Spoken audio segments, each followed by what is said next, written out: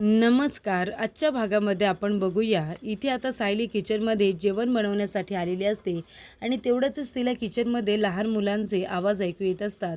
ती लहान मुलगी आपल्या आईजवळ हट्ट करत असते की आई मला लाडू दे ना. तेव्हा इथे प्रतिमा म्हणत असते, हो देते ना तुला लाडू, थोडा वेळ थांब ना. तेव्हा ती म्हणते, नाही आई, मला लवकरात लवकर एक लाडू दे ना. तेव्हा इथे प्रतिमा म्हणते, तू ऐकणार नाहीस ना, आणि त्या लहान मुलीच्या हातामध्ये लाडूसुद्धा देते. तेव्हा हे भास होत असताना सायली आता पूर्णपणे कासावीस झालेली असते. तेवढ्यातच तिथे अर्जुन येतो आणि सायलीला विचारतो की काय झालं मिसेस सायली, तुम्ही एवढं घाबरलत का. तेव्हा सायली म्हणत असते, मला कळत नाही आहे मला असं काय होतंय, मला कसं तरीच होतं आहे. तेव्हा अर्जुन लगेचच तिला पाणी प्यायला देतो आणि म्हणतो, काय झालं आहे. तेव्हा सायली म्हणते, काय माहिती, मी इथे किचनमध्ये आल्यापासून मला असं वाटतंय की मी या घरामध्ये या आधीसुद्धा बऱ्याच वेळा आलेली आहे, हे घर मला ओळखीचं वाटतंय. तेव्हा इथे अर्जुन म्हणत असतो की मिसेस सायली, तुमचा स्वभाव आहे ना, जिथे जाल तिथे आपलेपणा क्रिएट करता, सगळ्यांना आपलंसं करता, म्हणून कदाचित तुम्हाला हे घरसुद्धा तुमचंच वाटत असेल. तेव्हा सायली म्हणते, पण या घरामध्ये तर मी एकदाच आले होते, किचनमध्ये तर मी पहिल्यांदाच आली आहे, मग मला हे घर एवढं ओळखीचं का वाटतंय. तेव्हा इथे सायली म्हणत असते, बरं ठीक आहे, सगळेजण जेवणाची वाट बघत असतील, मी पटापट स्वयंपाक करते. तेव्हा अर्जुन म्हणतो, मी पाणी घेऊन जातोय, तुम्ही लवकर या. तुम्ही ठीक आहात ना मिसेस सायली. तेव्हा सायली म्हणते, हो सर मी ठीक आहे. तेव्हा इथे प्रिया आता रडायचं नाटक करत असते. तेव्हा इथे अस्मिता म्हणत असते की शांत हो तन्वी, हे बघ तू रडू नकोस, कशाला तू स्वतःची एवढी हालत करून घेतेस, शांत हो. तेव्हा इथे प्रिया म्हणत असते, कशी शांत होऊ सांग ना, माझी आई एक ना एक दिवस परत येईल अशी मला आशा वाटत होती, पण ती आलीच नाही, ती निघून गेली. तेव्हा इथे अस्मिता म्हणत असते, तू पाणी घे बरं आणि शांत हो. तेव्हा अस्मिता म्हणते, पण तन्वी, रविराज काका आणि पूर्णाजी जे काही बोलले ते खोटं नाही आहे.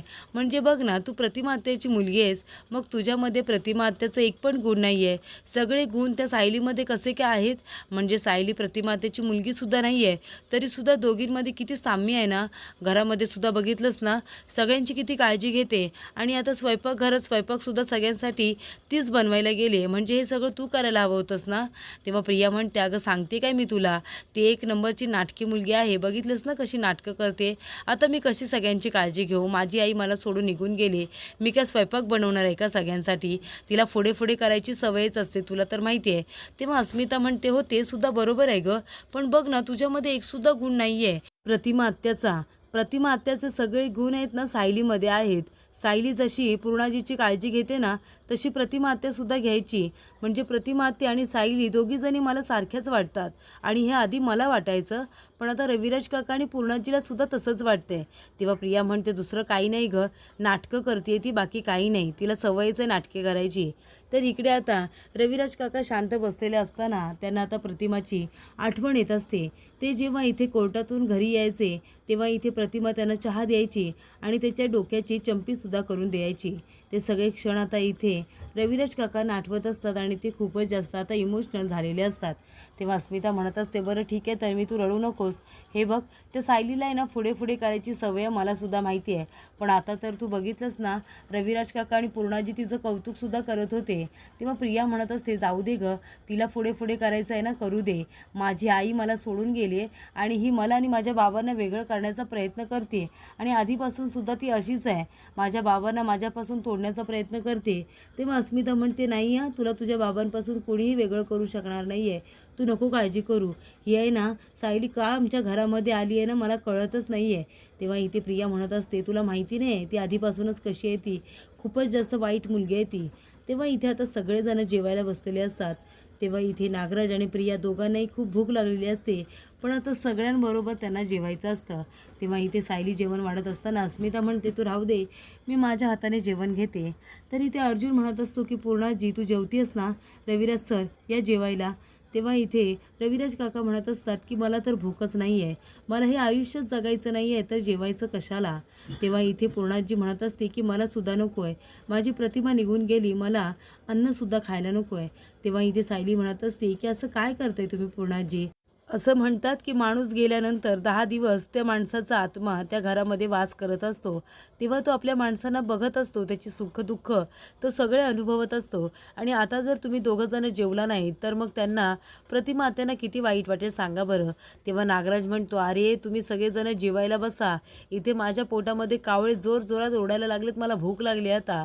तेव्हा इथे अर्जुन म्हणत असतो, "आणि जर पूर्णाजी आणि रविराज सर तुम्ही दोघंजणं जेवला नाही, तर तन्वीसुद्धा जेवणार नाही. मग तुम्हाला हे चालणार आहे का?" तेव्हा सायली म्हणत असते, "आणि असं जेवणावरती राग काढायचा नसतो. तुम्ही तुमच्या तब्येतीची अशी हेळसांड करताय. हे जर प्रतिमा आत्याला कळलं तर त्यांना किती वाईट वाटेल. प्रतिमा आत्यांना वाईट वाटायला चालणार आहे का पूर्णाजी?" तेव्हा पूर्णाजी म्हणते की "नाही, माझ्या प्रतिमाला वाईट वाटायला नको. चला रविराज, आपण सुद्धा 2-2 घास खाऊन घेऊया." तेव्हा इथे प्रियासुद्धा बसायला आता जेवायला नाटकं करत असते. तेव्हा इथे सायली म्हणत असते, "हे बघ तन्वी, थोडं तरी खाऊन घे, तुला बरं वाटेल." तर इकडे साक्षी सांगत असते की ती प्रतिमा आता जिवंत नाही आहे, ती निघून गेली. तेव्हा इथे महिपत म्हणत असतो, "अशी कशी निघून जाईल ती? आणि ती डेड बॉडी काही प्रतिमाचीच होती का?" तेव्हा साक्षी म्हणते, "हो, प्रतिमाचीच होती. DNA रिपोर्टसुद्धा मॅच झालेला आहे." तेव्हा इथे महिपत म्हणत असतो की ह्या हाताने मी तिला स्वतः मारून टाकले, ती जिवंत राहीलच कशी? आणि तसंही हा प्लॅनिंग आहे ना नागराजचा आणि ती आहे ना प्रिया, त्या दोघांचा मिळून असेल.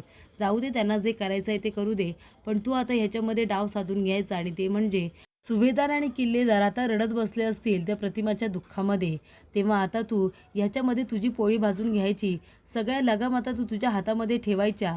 अशी ती लगाम घट्ट पकडायची ना की त्या अर्जुन सुभेदारला मानसुद्धा हलवता आली नाही पाहिजे, कळलं तुला? तेव्हा इथे आता महिपत म्हणत असतो, त्या प्रियाने नाहीतर नागराजने एखादी बॉडी मॅनेज केली असेल, पण ती प्रतिमा जिवंत नाही आहे, ती आधीच मेलेली आहे, असं महिपत आता ठामपणे साक्षीला म्हणतो. तर इकडे आता कल्पना खूपच जास्त इमोशनल झालेली असते. ती म्हणते की "अश्विन, मला पूर्णाजींची खूपच जास्त काळजी वाटते. एवढ्या वर्ष त्या प्रतिमाची वाट बघत होत्या. एक ना एक दिवस परत येईल प्रतिमा, असा विश्वास दोघांनाही होता. आणि आता आपल्याला असं कळतंय की प्रतिमा आपल्यातून निघून गेलेली आहे." तेव्हा इथे आता अश्विन म्हणत असतो की "मम्मा, डॅडसुद्धा आता एकटेच असतील ना ऑफिसमध्ये, त्यांना तर किती एकटं वाटत असेल." तेव्हा कल्पना म्हणते, "हो ना, इथे आपण एकमेकांबरोबर तरी आहोतच, पण तिथे ते बिचारे एकटेच आहेत. मी एक काम करते, त्यांना पुन्हा एकदा मी फोन करते." तर इथे रविराज काका जेवायला येत नसतात.